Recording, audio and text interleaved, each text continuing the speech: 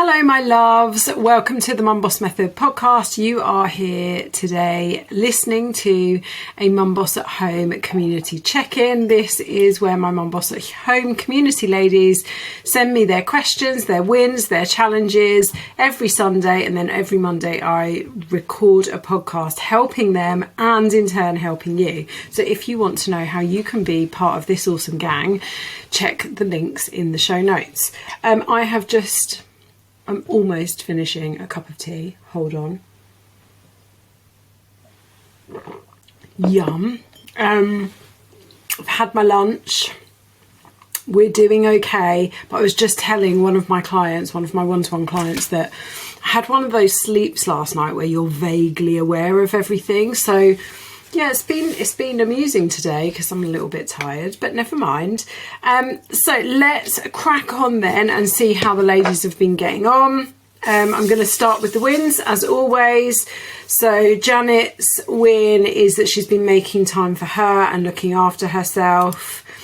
Jack's win is that her body has recovered quickly from the London Marathon, superstar. Claire's win is that she has been getting her steps in and done 2 workouts. Well done. Laura, now this is incredible. I've had a sneak peek at this. So in only the short time that she's been with me, so I don't even think it's been a month. No, it can't have been a month. I think it's 3 weeks. She can now get a skirt that she was kind of her skirt, her aim for skirt, on and zipped up, and she's put in this note, check my progress photos. And I have been in and checked her photos and it is absolutely insane. I'm incredibly happy for you, Laura. Well done. Please see this as your sign that the scales are not the only measure of progress, because I know that was something that you had been struggling with. Okay, Helen is going to have a visitor in me sitting on her doorstep soon because of what she's been telling me about her food here. So she's done loads of cooking. She's made a butternut squash rocket and feta salad. She's made chocolate protein oat bars, courgette frittatas, falafel. And she's adapted some of them by adding spinach to the salads, mixed seeds to the protein bars. So she's really experimenting with her food and she enjoyed making all of it. And everything that she's used is fresh and healthy ingredients, and she's put a massive smiley face at the end of that. So well done, Helen. I'll be round in about 20 minutes. Tish said the scales were put in the loft yesterday. Yes, that's me clapping. They will only be making an appearance at the end of each month. Love that for you. Well done. Claire had a stressful working week, but she ate well. Well done, Claire. Hannah maintained her step goal 6 out of 7 days. This is huge for Hannah because steps were really challenging for her before, so well done. Steph managed an 8-kilometre run, and that's a massive win because she used to struggle with 5 kilometres, and now she feels much stronger and comfortable running the longer distances, and she feels like she could have kept going after the 8 kilometres, which she believes has been massively helped by her weight training. So Steph does Monday and Friday workouts with me. She also comes to my local boot camp. She ran with some of the other girls. Well, she ran with me the other week. She ran with some of the other girls that come to our running club, and Tish that is in the community, and she is smashing it. So well done. It absolutely will be helped by weightlifting. Lots and lots of people that run neglect weight training, and you shouldn't, because it really, really helps. Jack is testament to that, having run the London Marathon last Sunday. Stacey's biggest win was her challenging week, but what that challenging week meant was more steps, more positivity. She got out of the house more. It challenged her anxiety. She took care of herself more. She ate well. She planned well. She got more help around the house at the weekend without even asking for it. So I am going to just quickly share part of Stacey's challenge because it's incredible. She basically went and did 2 jobs. She went and helped the school that she's a governor for in their office. Now, this is all the wins are a massive reframe of taking what was quite a challenging week because she was doing 2 jobs and turning it into a positive and seeing all of those amazing positives that she got out of it. The thing that she has said in the challenges question though is, but did I really have time to do 2 full-time jobs between the hours of 8:30 and 4? Not really. Did it mean I had to do more to look after myself? Yes. Did that mean I was really tired at the end of the week? Yes, very much so. So lots of lessons in here. This is Stacey's people pleaser coming out, which I know that she has massively, but Stacey, well done. You did a good deed. Time to refine some balance this week, I think, though. Jackie retained her healthy eating despite being away with work for a few days this week.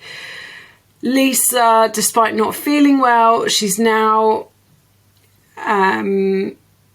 there's a typo there and I can't work out what it is. I think it's moving more and have stayed away from the big red button. She's been out for a walk every day and enjoying the fresh air. Amazing. And Soph says, I just feel like it's been a good week. I've struggled less with hunger and sticking within my calories, and I've still kept up all my steps and workouts. Well done, Soph. Love that. I nearly called you Steph then. Okay. So let's go into challenges and questions.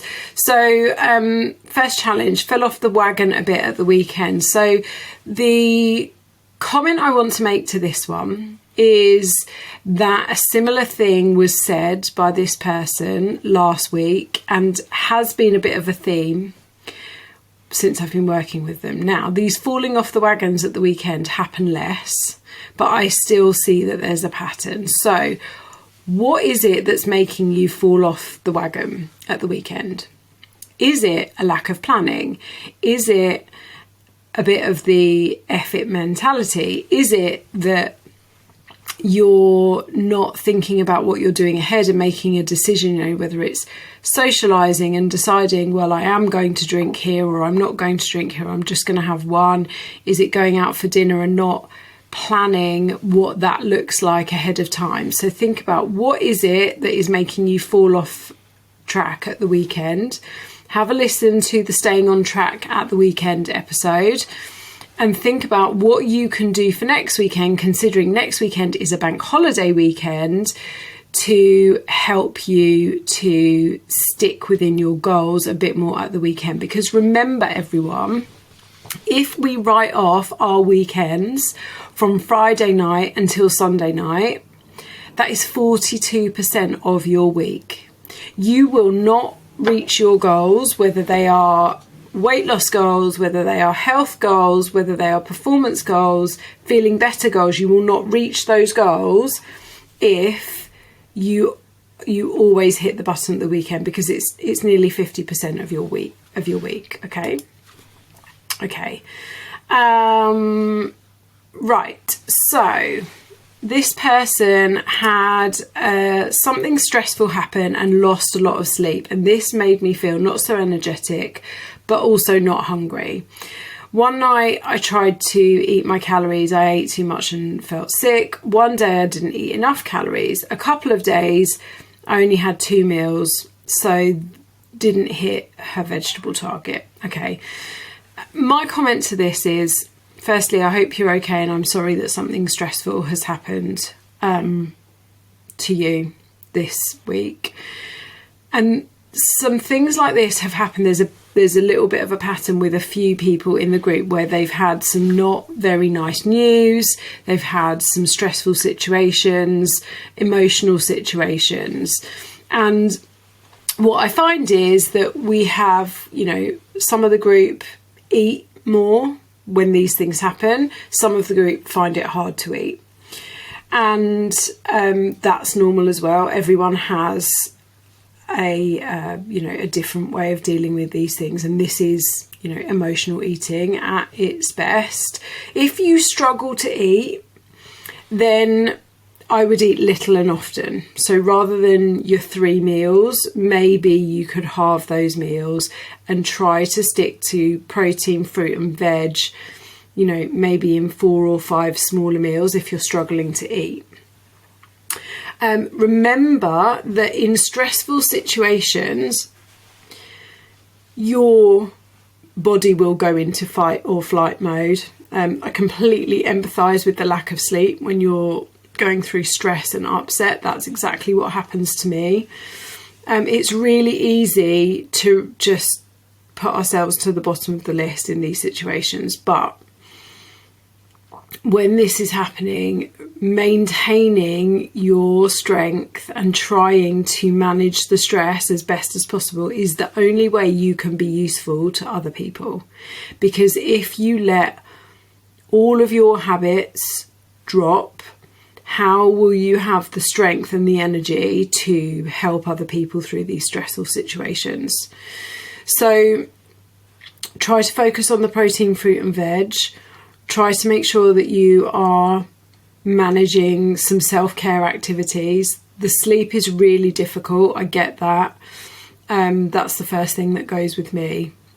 I'm hoping that all of you that are going through stressful situations at the moment are feeling better, but remember that stressful situations and all of the symptoms that come with those, they are a reason to continue caring for yourself and not a reason to just give up.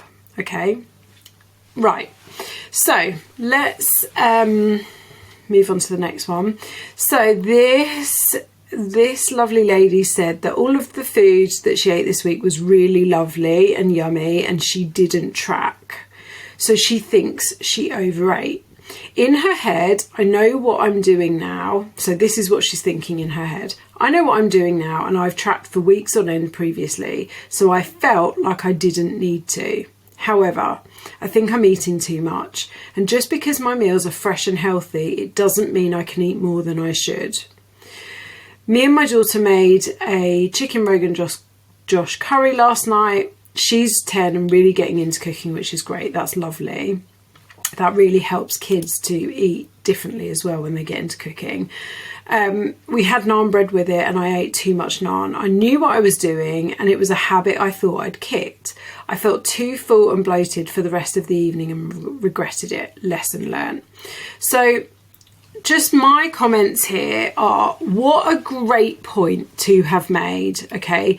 Just because it's fresh and healthy doesn't mean it can't be overeaten. So we can overeat on all food, and just because we are eating something that is fresh and healthy, it doesn't mean that overeating it is fine. That, calories aside, that feeling of being full and bloated after you've eaten is just horrible. It's a horrible feeling, and one that, you know, I get sometimes if I get to that point. And I was talking to a one-to-one client today about, you know, going out for Greek or Turkish food, which I absolutely love. But how easy is it to overeat? Like naan breads, how easy is it to overeat on pita bread? And then you do feel so full and bloated. So we can still overeat our healthy food. Calorie balance still matters, even if you aren't tracking your calories, okay? So for this person specifically, I know that tracking helps to keep you accountable. Now, that's not the same for everyone. Not everyone in the group tracks. Not everyone has to track, and you shouldn't feel like you have to track for the rest of your life. But it does help specifically for some of you to keep you accountable. So I would remember that.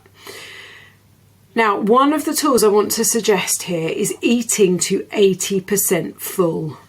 So to that point where you're not feeling hungry anymore, you're feeling quite satisfied, and start to recognise that point at which you think, if I eat another couple of bites, I'm going to go over the edge. I'm comfortable, I'm satisfied, I don't need to carry on. That's a really great tool, particularly if you're not tracking, right? Is learning when 80% full is. Because remember as well, it takes a while for the food to get down. So quite often you'll stop at 80% full and then 15 minutes later you'll be quite full. It's always why, you know, I'll always say to my son and my husband, if we're having a dessert or Charlie finishes his dinner and he says, I'm still hungry, I always say, give it 10-15 minutes. Just, you had enough on your plate, just give it a little while. And that's so hard when the food is delicious, and even harder when you've made the food and your daughter's made the food and put so much time and effort into it. I get it. I do really get it. But don't beat yourself up because you've recognised it, is the first thing. And then, like I say with everything, now what are you going to do with that information? So I know that this person is going to track, and they've said in their actions they're going to track, and because it helps them to see, it will help if you think you're overeating, that will help you to see if you are overeating. That knowledge, that data, that's all tracking is knowledge, and data will help you to see where you might need to just tighten things up a little bit. Okay, that's all I want you, just think of it as data, and that will really help. Okay, next challenge. I took a photo of my progress and I don't feel it's changed as much as I want. I feel that this month has been a write-off. Okay, so for this person, and actually for everyone, one of the biggest tools that I recommend that you use for tracking your progress is taking progress pictures. Now, I recommend that you do them in, you know, whether it's a bikini, a swimming costume, your knickers and bra, but if you really don't feel comfortable doing that, a t-shirt and leggings is fine, right? But for this person and for anyone else that hasn't done, you haven't uploaded those pictures, so I can't comment, and you also haven't logged your measurements for a number of weeks. So this is for everyone that isn't perhaps taking progress pictures, logging measurements, using the app with the tools that are there for you. If you make comments like this in your check-in, I don't think I'm progressing, and you're not in some way, shape or form sharing with me what your food is, logging your measurements, taking progress pictures, or even logging your weight if you choose to weigh. If you're not sharing that data with me via the app, I can't comment. So if you ask me in your check-in to look at your progress, if you ask me to look at what your last week's food has been, I will do that, but I can't comment on your lack of progress or your food if you aren't logging the data. Okay, so for this person, I recommend you upload your progress pictures and you comment on this for check-in next week, and I will have a look. So before you are writing it off the month, I would like you to do that. That's your action. Before you write off the month, I want you to remember, use the group WhatsApp and the check-ins for support, and log the data so I can comment and help. That's for everyone, okay? Now, this person, in terms of your food, I had a sneaky peek at your food diary. And if you're logging accurately, because we've already had a conversation about this, then there's no reason why you shouldn't be making progress. So upload your pictures and some measurements. I don't need to know your weight. And then next week I can comment on that. Okay. Right. One challenge here, if anything, I probably needed to eat a bit more on a couple of days, as I only hit around 1,300 calories, but I just wasn't hungry. So I love that someone has recognised this, because so many people try to really eat really low.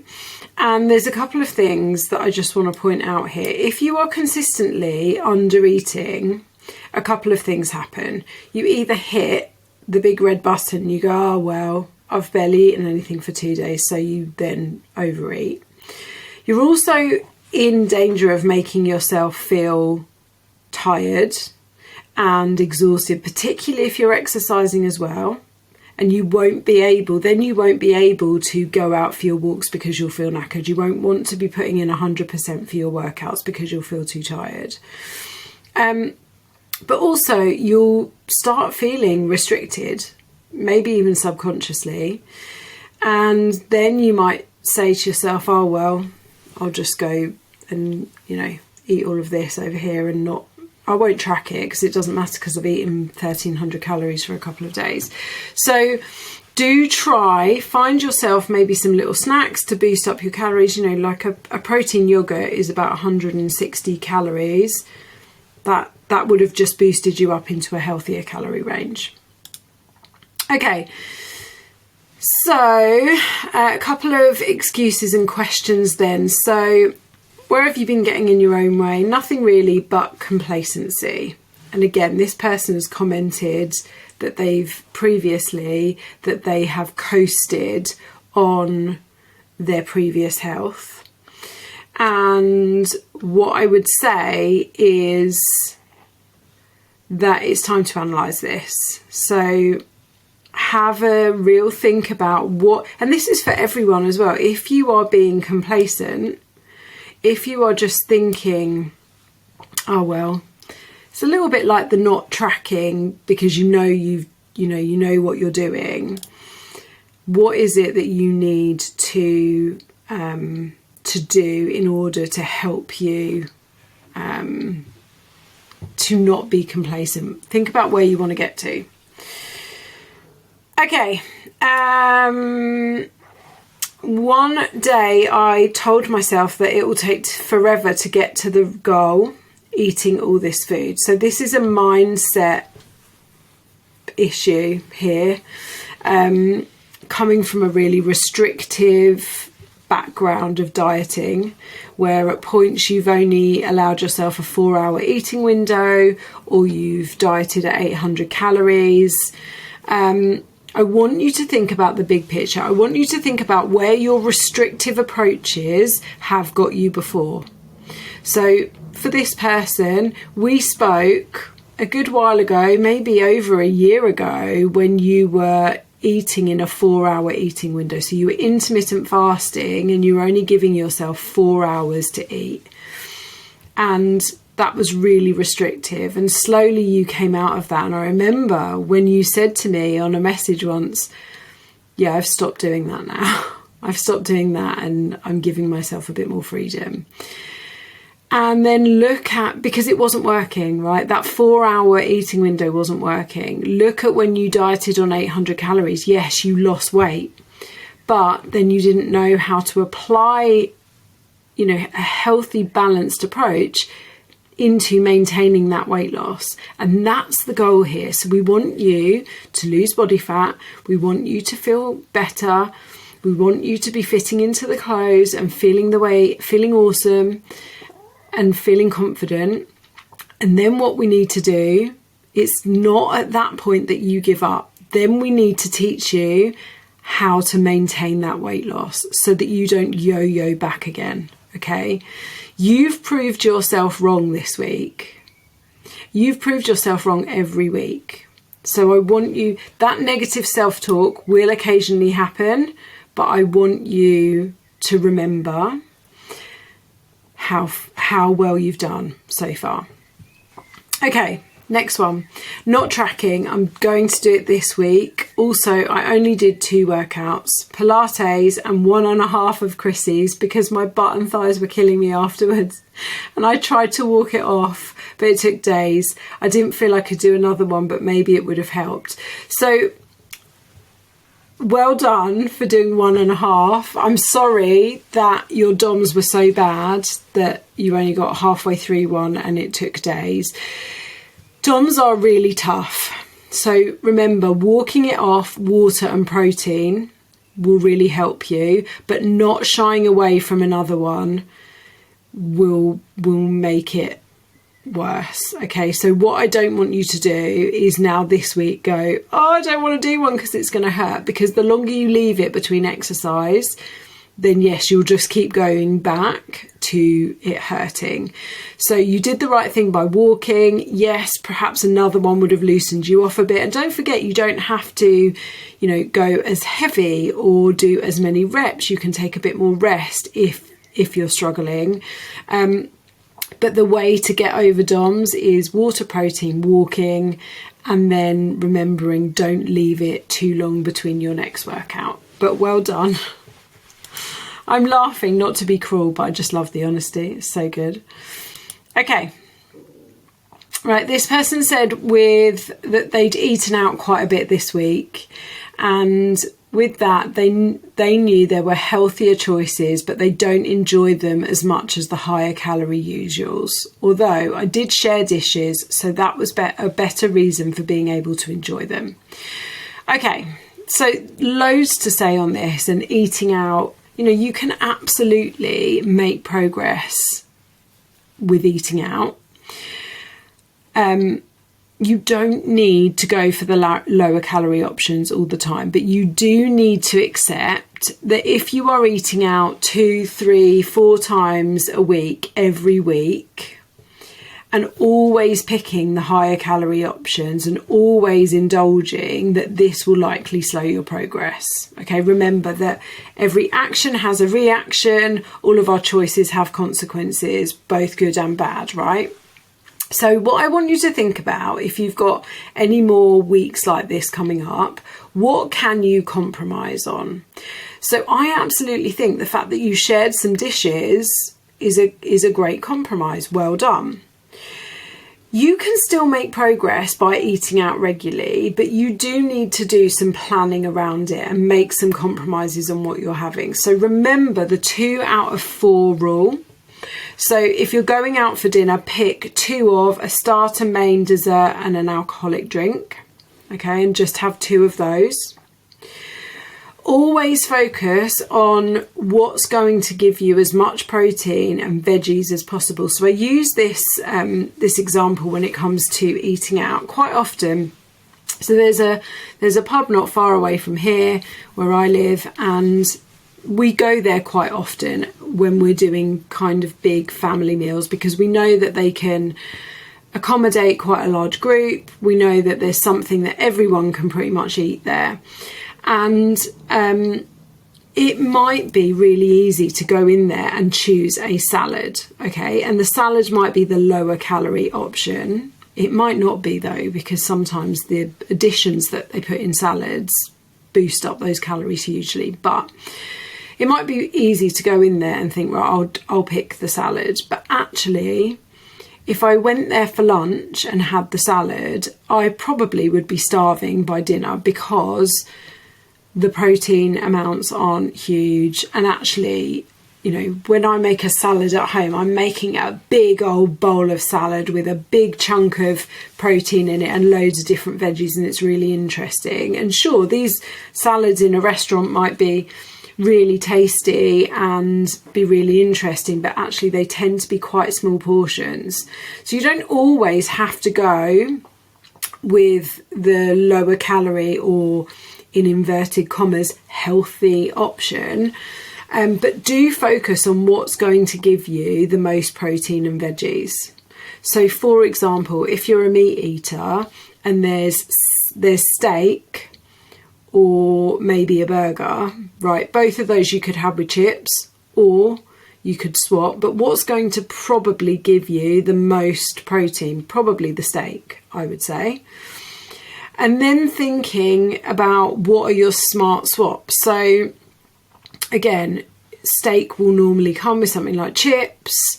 Can you swap those to potatoes, or can you swap that to veggies, or can you swap it to a salad? Or if someone else is having steak, like you've done, you've shared some meals, could one of you have chips on the side of their steak and one have salad, and then you have half and half? So it's just thinking about, okay, it was quite a social week, lots of eating out. What can I do to make sure I'm still enjoying it, but I'm also making some compromise and some smart swaps? Okay, next challenge, / getting in your own way. I'm just not setting myself a good bedtime routine. Now, this person has mentioned this a couple of times, and I'm sitting on my phone mindlessly scrolling. It's keeping me awake longer than necessary. I can go to sleep fine if I just lay my head down. It's just that I go to bed too late. I'm telling myself that I need the time. Really, I have no real excuse. I just need to do better. So I love the calling yourself out on this. And there's a couple of things I want everyone to do. So if you're listening to this, right, I want you to look at the screen time on your phone. Okay, I only know how you do this on an iPhone. I'm really sorry, but Android phones tell you as well. Okay, so you can find screen time in your settings on your phone, and it will tell you your average screen time. So my screen time so far today is 3 hours, and that's 60% down on this time last week, right? If I look across last week, my average screen time in a day was 7 hours 21. Now, let's just remember my job involves social media and being on WhatsApp chats to a lot of my clients and things like that. But even still, you can look at your screen time, okay? And you can look at what you're using the majority of the time. And one thing I want to say is, if this is going off on a tangent from the sleep example, but I will get back to that. If you are spending more than an hour on social media a day and you are saying to yourself that you are too busy to do X, Y, and Z, yet you're on social media for longer than an hour in a day, then you do have time to do X, Y, and Z. That's the first thing. Have a look at your screen time and decide if you really need to be using your screen for that often. Okay, and then what I want you to do is commit to a time that the phone will go off at night this week and stick to it. Now, what you're describing is something called revenge nighttime procrastination. It's a real thing, and it's when we steal time from one day because we don't feel like we've had enough time on that day. So we're stealing. You're stealing time from, so it's Monday today, you're stealing time from Tuesday by staying up late and scrolling your phone because you don't feel like you've had enough you time to, wind down and relax. And then what happens is you go to bed too late, you find it more difficult to get up. That starts your day off in a worse routine than what you're currently in. And then it goes around again because you start the day stressed, you're really busy, you're rushing around, you feel like you've got no time. So again, you steal time on Tuesday night, you steal time from Wednesday by staying up too late and scrolling. Okay. Or watching Netflix, or just generally staying up too late. Here's what I want to ask you. Do you consider social media scrolling as self-care? It's not. Hard, honest truth. Social media scrolling is not self-care. It is not a way to relax. In fact, it's quite the opposite, because social media scrolling, the way that they have designed social media, if you're listening to this rather than watching on YouTube, you can't see what I'm doing. I'm mimicking the scrolling action with my thumb, right? They have designed social media apps specifically to do that so that you become addicted. If you think about fruit machines and the rolling of the fruit machines, right? There's a reason behind doing it that way, because it becomes addictive, and they've done the same with social media. If you are telling yourself, that your social media scrolling time is your downtime, it's your me time, it's your relaxation time, I'm calling BS on that. It's not. It might be mindless. It might be, this is a way I can just not think about what's going on in life at the moment. It's not true self-care. It's not true me time. It's not true relaxation. So I'm calling you all out on this if this is what you're doing. And what I want you to do is I want you to give yourself a target of how much you want to reduce your screen time by.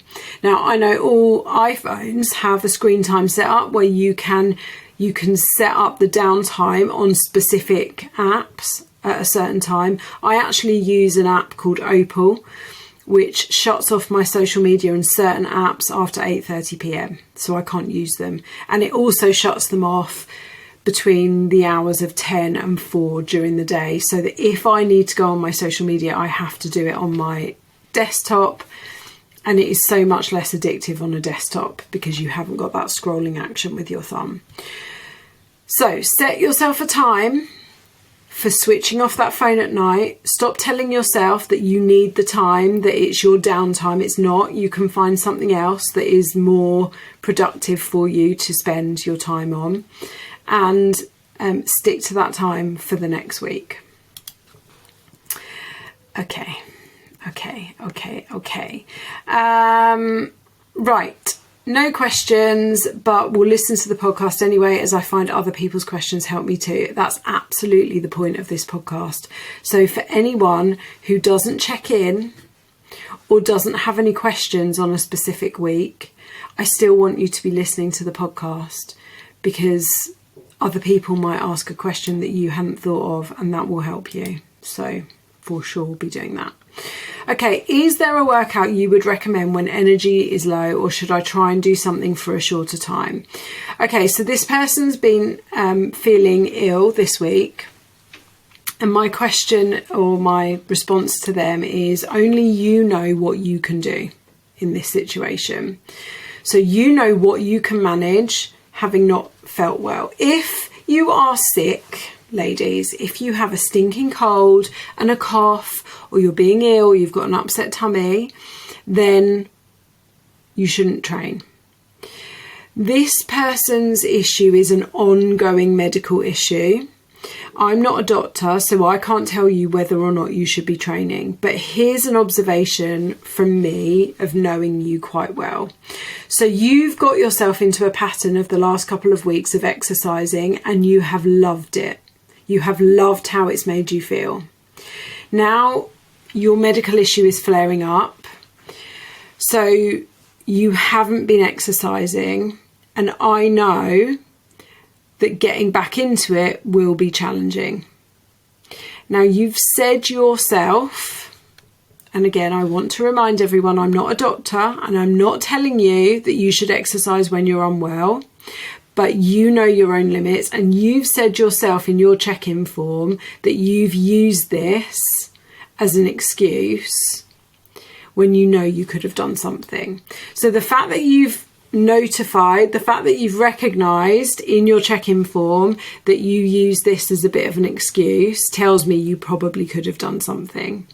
And I also want you to remember how hard you will find it to go back, because you always do, because you manage it for a couple of weeks and then you find something happens, or you find a reason not to do it. So what I would like you to do is to set yourself some time to do at least 10 minutes of a workout. And if you feel you can carry on, then carry on. Okay, you don't have to get through the whole workout. Put on one of the recorded workouts that I have created, or one of our live recordings, and do the first 10 minutes. And if you can carry on after 10 minutes, carry on. If you can't, then stop. And we've talked about, you've said here, is there a workout you would recommend when energy is low? Again, everyone knows their own body. If you feel like you want to move your body, but you are struggling with a bit of low energy, can you go for a walk? Can you do some yoga? What can you do? But remember, energy being low is a reason to eat well and to move your body, not an excuse not to. Okay? So start to recognise what your body needs versus what the excuses are, and then take decisions on that. Okay, all of our workouts that we do, all of the ones that are on the app, You know, there are some of them that are higher energy than others, but all of them you can taper them down, and you can just do the first 10 minutes. Okay, but you know your body, and you have to be really honest with yourself. Is it that I can't do this, or I shouldn't do this, or is it that I'm making an excuse? Okay, advice on refinding balance. So this is a really tough one, because this comes from our lovely lady who has stepped in and done someone else's job this week. If you look back at your week, you need to decide what was too much last week. And then as you're going into this week, think about what is enough. Okay, so I go into my weeks thinking, what is the overarching thing I want to achieve in that week? What do I need to do, and what do I not need to do? And then anything else that comes in, I base on that decision. So for example, I will, you know, I'm fortunate in that I can accept a coffee catch up with my friends most days of the week. Does that mean I always say yes to meeting a friend for a coffee catch up? No, because some weeks it just doesn't fit into what I want to get done. Okay. So sometimes I say no. Sometimes I have to say no, I'm too busy, I'm really sorry. Sometimes I say yes. Or sometimes I say, you know, can we meet halfway, and I've only got an hour. Or sometimes I say, can we go for a dog walk so that I can get two birds with one stone, walk Henry as well as catch up with you. So look at your week, decide what the ultimate goals are, what has to get done, and then let that help you to decide what you say yes and no to going forward. Okay, next one. A couple of mornings I had Weetabix with fruit and didn't hit the protein goals. Any tips on how you hit this when I prefer the Weetabix with milk rather than yogurt? Views on protein Weetabix. Okay, I'm going to look on, I'm pretty sure I've used this as an example again before, but I can't remember what it was. So you won't hit your protein goals eating Weetabix with milk.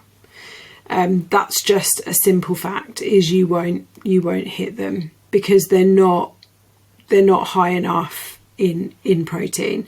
So I'm putting in, oh my gosh, who has 3 Weetabix biscuits?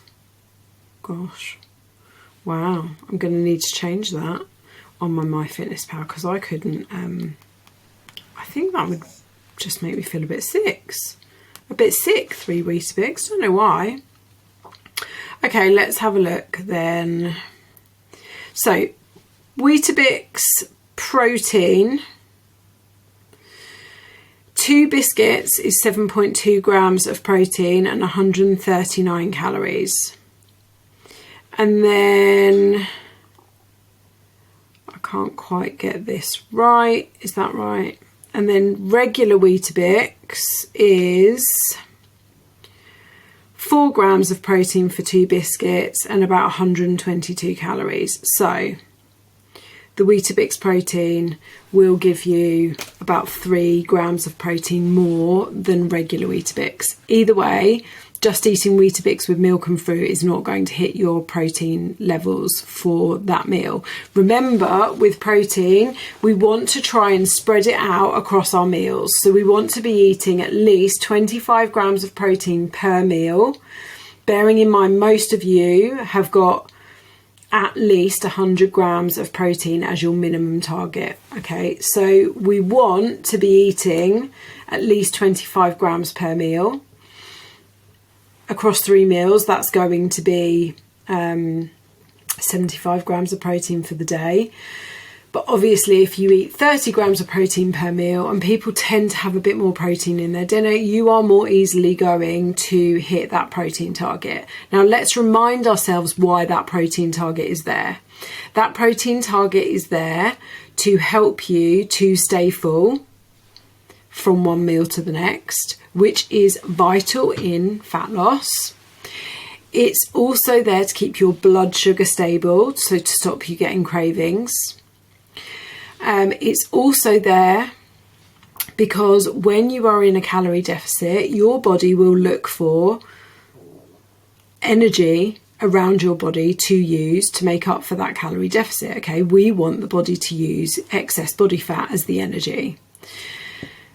But inevitably, sometimes the body will utilize some of our protein, so some of our muscle.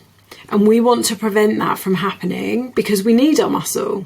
We don't need our body fat, but we need our muscle. So eating that high protein diet is really, really important to stop the body using the protein, or to make sure we have enough protein so that we're not losing muscle mass in a calorie deficit. So let's say with your milk, you are maybe getting 10 grams of protein in that Weetabix and fruit breakfast. That is less than half of the protein that you would be eating. Now, I don't want to stop people eating protein, eating Weetabix if they like Weetabix. And for sure, I can understand why you might want that with milk rather than yogurt. It sounds like this might be a quick breakfast. This might be a breakfast you maybe have on your Wednesdays, which are your busier days. My thoughts are, what can you have with the Weetabix to help you hit your protein goal?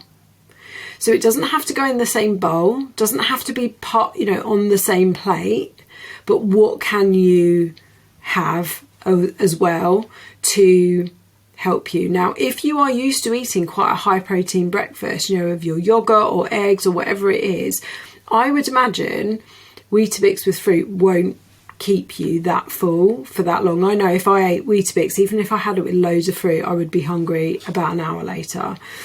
So my suggestion, like something that comes to mind really quickly, is can you have an individual pot of protein yogurt as well? And you don't necessarily have to eat it at the same time as the Weetabix.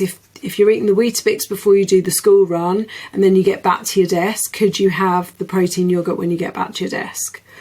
Or even better, could it be a squeezy protein yogurt pouch that you could have in the car when you're doing the school run? So it doesn't necessarily have to be something that goes in the bowl with the Weetabix, but what I would say is just Weetabix with fruit and milk. Milk is not an optimal breakfast for the goals that you're trying to achieve. So I'm not telling you to stop your Weetabix, I'm just telling you what else could you be adding. Remember, add, don't take away. What else could you be adding to that breakfast to really help you to hit the protein goals and keep yourself full? Okay, I have 2 holidays coming up and I feel guilty about going away due to food. I know I could eat to my calories, but I feel like I want to enjoy it and not stress. I also worry that maybe I'm doing too much exercise, which sounds ridiculous. So 2 different questions here. Firstly, I don't want you to be feeling guilty about a holiday and food. Okay, so listen to episode 101, weight loss and holidays. That describes from start to finish my approach to holidays and the way I suggest all my clients approach holidays. There's some great strategies in there to think about and to utilize, but something to just think about right now. You should absolutely enjoy your holidays. We all should. We work hard for them, so they should be enjoyed. But there's a difference between enjoying a holiday and coming home feeling grim, which is how I used to feel after my holidays, after eating everything in sight, completely overeating, drinking too much, not moving, not drinking enough water, coming home feeling bloated, and you get 2 days from the end of the holiday and you can't wait to get home and get some vegetables in your face, right? So it's not black and white. It's not I either go on holiday and eat in a calorie deficit, or I go on holiday and I completely overeat and then feel hugely guilty, right? It's not black or white. There are shades of grey in the middle of this. So firstly, I want you to go and listen to episode 101, but I also want to pose a question to you, which is your enjoyment of the holiday solely based on the food and drink you will consume on that holiday? is it? Why are you going on holiday? What's the point of going on holiday? What do you want to get out of the holiday? Think about that. You don't have to count calories on holiday, but you could give yourself some kind of structure that for 2 out of the 3 meals, and I talk about this in more detail in that episode, you're sticking to goal aligning decisions, and then you have a bit more wiggle room for some indulgence in that 3rd meal. And then you can also be thinking about the other things that you can be doing on holiday. So, where are you going on holiday? Will it be easy to get steps in? Will you be swimming? Will you go for walks? Is there a gym? Do you want to do a couple of workouts? So listen to that episode and don't think so black and white in terms of those holidays. There is in between, okay? And then when you've listened to that, I recommend if there's any questions or you want to share your strategy for how you're going to approach those holidays, put them in the WhatsApp group and share them with everyone. Now, you mention that you think you might be doing too much exercise, and this is for everyone. If you haven't listened to episode 152, Effective Exercise for Fat Loss, I'd recommend that you do that. So a few things here, because I have spoken to this person separately, and what I advised was this, is you do not need to be exercising every day. You do not need to be doing workouts that purely make you sweat. Okay, we don't exercise to burn calories. We don't exercise to just get a sweat on and get hot and sweaty, okay, and go beetroot red. And in fact, if you are exercising to lose weight, you are going to create a negative association with exercise. Exercise is not what will help you to lose weight. Your nutrition is the priority when it comes to losing weight, followed by your steps. Okay, so you don't need to be exercising every day. You don't need to be absolutely killing yourself doing, beasting workouts or loads of cardio or the type of exercise like spinning and stuff like that. If you overtrain, you will feel exhausted. You will push your hunger levels up. You will find it harder to stick to your calories. That is a fact. Okay, believe me, as someone who is currently training for a half marathon while still maintaining 3 gym sessions a week, I am eating way more than I normally have to because I'm doing so much activity. It would be impossible for me to stick to my calorie deficit at the moment. So, and then the second part, and I talk about this more in episode 152, is, when we are taught how to be personal trainers, we are taught the rule of specificity, right? Specificity, I can't say it. Being specific, basically. And that is, and I'm not going to go into all of the detail because I want you to go and listen to episode 152, but if you are a Olympic powerlifter, would you do spinning classes? Probably not. Your training is going to be specifically around being an Olympic powerlifter. If you are a swimmer, are you going to do, a spinning class? Are you going to do a step aerobics class? No. You're going to swim, probably do some conditioning work, and lift some weights.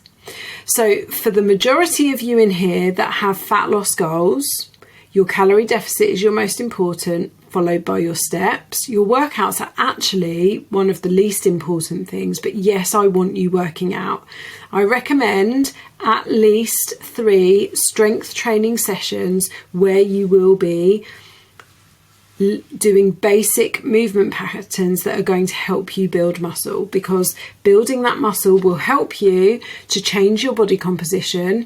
It will also help you to build more metabolically active tissue, which means the more muscle mass you have, the higher your basal metabolic rate, so the more calories you burn at rest. And that is important. So you may well be doing too much exercise. In fact, I think you probably are.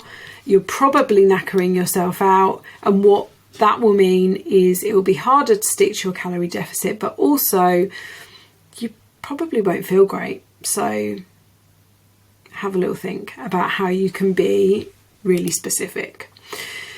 So is it okay to eat the same food? This is the last question. Is it okay to eat the same food all the time? I keep eating the same breakfast every day. Answer, yes. I haven't changed my breakfast for years. And if I do so happen to have a slightly different breakfast, which is normally only at the weekends, I miss my regular breakfast, okay? And the reason for this is decision fatigue is real. And this is one of the reasons I actively encourage all of you to keep things simple when it comes to your food. So I have the same breakfast every day and a similar variation on my lunches, and I'll go through stages with that. So through the winter, I went through a stage of soups with added protein. I've just come off the back of a stage of sandwiches, really full up with loads of protein and then veggies on the side. And today I hit big, huge salad day. So this week it's going to be big salads, interesting salads, nice dressing. And then dinner, there are dinners through the week that we keep the same in this house. Monday is always Thai red curry. It always used to be stir fry, but the boys got bored of that. Thursday is always a slow cooker pasta dinner. And then Fridays is always a fake away. It makes life easier. As long as you are getting a good balance across all of your meals, protein, fruit, veggies, fibre, carbohydrates and fat, then that's fine. Absolutely. It makes your life easier to do that. So why not do it? We want easy. Okay, my loves, thank you for all the awesome questions and all the comments. I love reading all about those. I hope you found this helpful. And if you have, give it a share. If you want to know more about how you can come and work with me because you're not part of Team Mum Boss at the moment, check the links in the show notes. Have a good week. Bye.